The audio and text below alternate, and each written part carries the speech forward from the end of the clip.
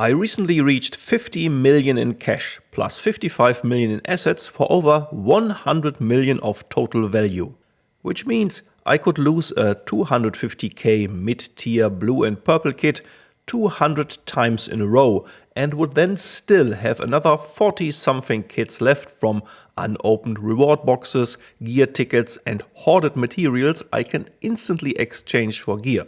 And what do I do with all my wealth? I hoard it like a dragon and sit on my pile of gold, happy like a toddler seeing some soap bubbles for the first time. But much more important and surprising, I spent over 100 hours in a PvP-centric game and had fun doing so. And I absolutely despise any form of PvP, from the competitive mindset to the often toxic communities, and I still think it triggers the worst aspects of humanity. But playing as a Loot-Goblin, accumulating wealth and playing it the stealthy way, avoiding encounters, trying to read the game and where everyone is going while making your own game plan according to your drop point, placement of high value containers and events like the Mandelbrick, all this satisfies my little monkey brain with dopamine kicks and the ever-present tension that death lurks around every corner. The game is doing a great job with a generous economy for a casual, friendly experience, to the point where if you survive too often, the stash starts overflowing with gear and money stops being a problem. When I thought about making a somewhat useful video to share my experience with you and help other players, I didn't just want to make another rather dry guide with "oh, this is my budget build" or "here are all the bird's nests." Instead, I will try to do this the Ted Lasso way. Do whatever is good for you. Forgive yourself for being a dick sometimes and a terrible player, and forgive others for having fun in ways unfathomable to you. And at this point, if you can't imagine yourself playing focused on surviving rather than engaging with enemy players, then I thank you for watching this far, but it will only get worse from here for you. Here comes my imaginary advice number 1, and the main reason why I think my survival rate is hovering around 63%. Patience. This applies for two situations mainly: surviving the first 5 minutes and sneak where everyone else is running. Most teams clash within the first minutes of the raid, going for the loot hotspots closest to the drop point or rushing directly to the key areas like admin at Zero Dam, for example. After nearly 300 matches, I have a lay low, knock on the sky and listen to the sound spot for every drop point. The old man's gonna knock on the sky. Listen to the sound.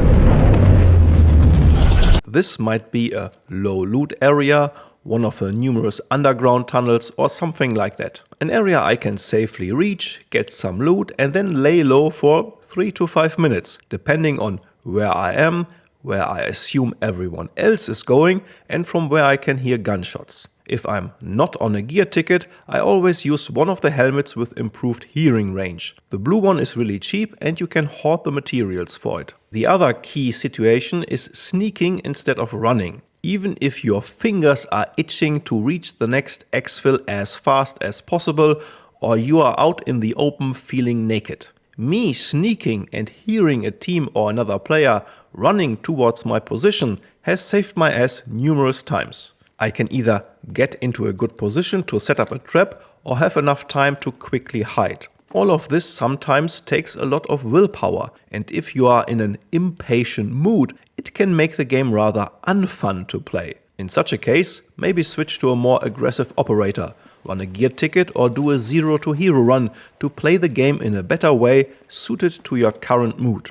Don't force yourself into an approach you are not feeling at that time. And after I survived 3 or 4 runs with the same kit, I often spice things up by going more risky routes, take another operator and run around more openly. The kit has earned me plenty of money at that time and the stash might run out of space otherwise. Imaginary advice number 2.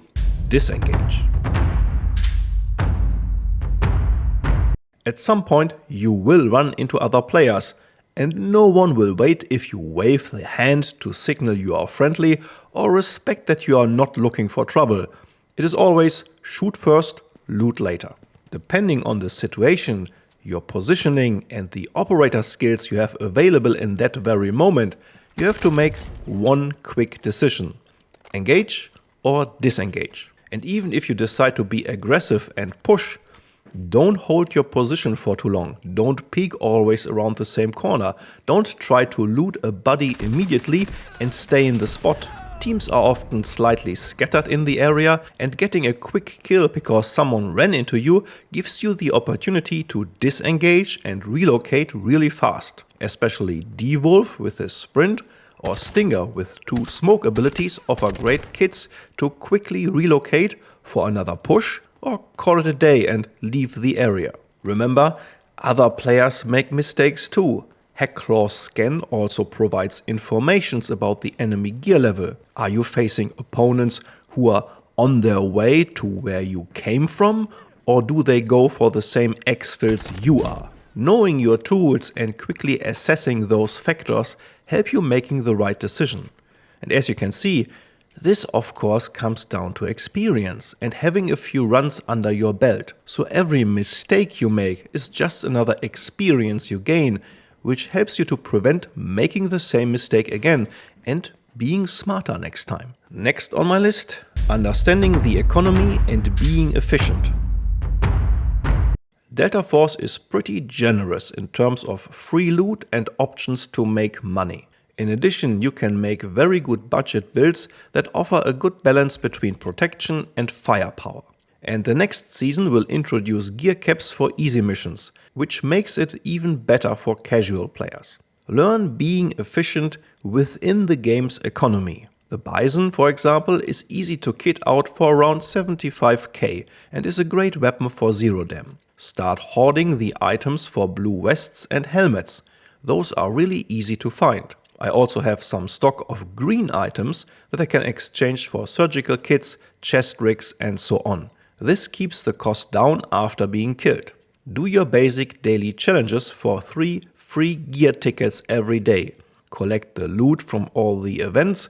Often a simple login will give you great gear. I never buy any gear from the auction house, and if you do, buy the slightly damaged variants. Progress the black site to produce blue ammunition. It is super cheap and I'm literally drowning in tier 3 ammo. Always put at least 1 ammo stack in your safe box and only use it when needed. 0-dem raids are the most efficient raids. Lyali Grove is more fun in my opinion and can be very efficient if you know your ways around the map, but overall I would say it is riskier due to all the wide open areas. Once you can produce purple vests and helmets, you can make an easy 100k per day or use it as cheap gear yourself. If you have the paid battle pass, you will receive plenty of purple ammunition. I always only use it for the first clip and carry 1 extra clip, usually 30 rounds with me. The rest is usually tier 3 ammunition. And next season, easy missions will be restricted to blue ammo, which gives you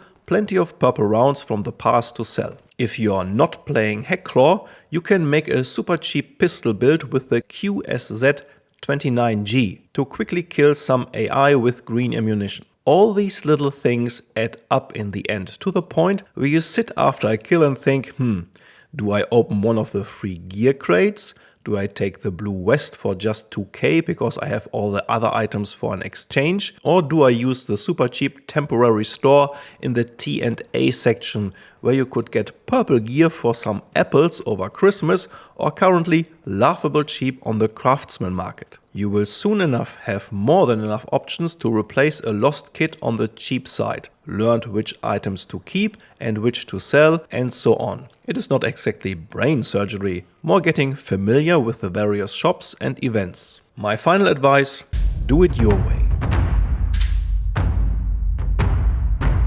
This really was all about what worked for me and how I enjoy the game the most. Your mileage may vary, and remember, video games are a recreational activity, quality time for yourself, enjoying what you do. Adapt my ideas to your way of playing the game, enjoy gathering experience and becoming smarter along the way, and outsmart my advices for even more profit and fun. It's always about the journey, never the goals. Find your own routes on the map for maximum profit. Smile when you calculated correctly where every team was and you have been somewhere else. Clean up the aftermath of a Mandelbrick showdown and sprint to the exit to exfil within the last 10 seconds. Or miss that exfil by literally 1 second, which happened to me once. This game, as many others, can provide you with really cool moments if you play it the way you want to play it. I will not judge you if you play it the wrong way, trying to avoid engagements with other players, and I will not judge you if you enjoy PvPing the ever-living shit out of this game. Well, maybe a little. But the point is, if someone asks you if you would rather be a panda for avoiding PvP or a lion for loving PvP, what would be your answer? Well, I found this one to be pretty good. See you around. Hey, Jamie, what would you rather be, a lion or a panda? Coach, I'm me. Why would I want to be anything else? I'm not sure you realize how psychologically healthy that actually is.